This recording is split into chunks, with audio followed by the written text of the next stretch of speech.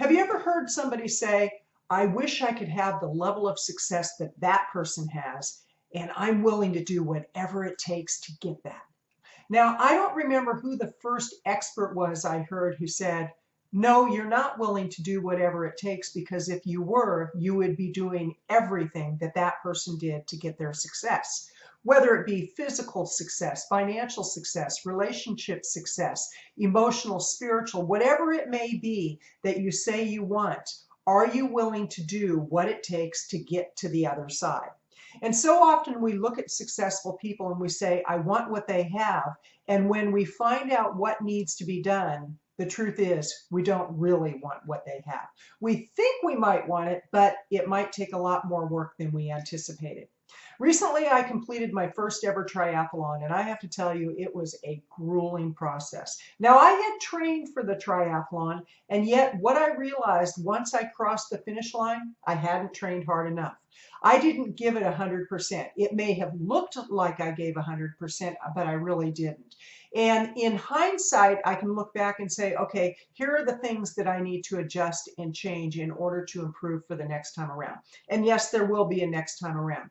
One of the first things I need to do is hook up with a group of people who have succeeded at triathlons, find out what they did, and be willing to model what they do in order to get to the other side.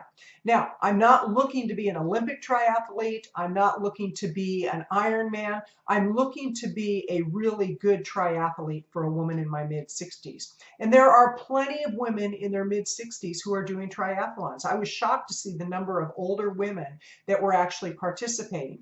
And what I need to do is find out from the ones who did a lot better than I did. What did you do?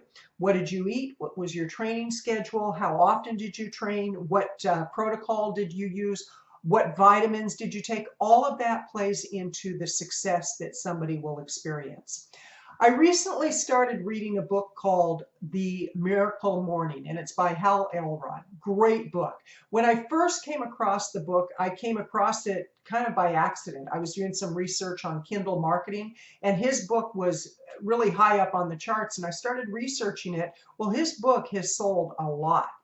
And I thought, what's so different and what's so special about this book? Started reading it, and it was all about morning practices and getting yourself ready for the day and really subscribing to a protocol that will set you up for success in the day. So I joined the Facebook group and I started doing some research and came across a couple of forums. And it's really interesting because some people are 100% committed to what he's teaching and they're getting great results. There are other people who are not so committed and they're saying, well, this stuff doesn't work for me. And somebody will say, have you tried X? And they're like, oh, I tried that once and it didn't work. Well, have you tried Y? And they said, oh, I tried that once and it didn't work.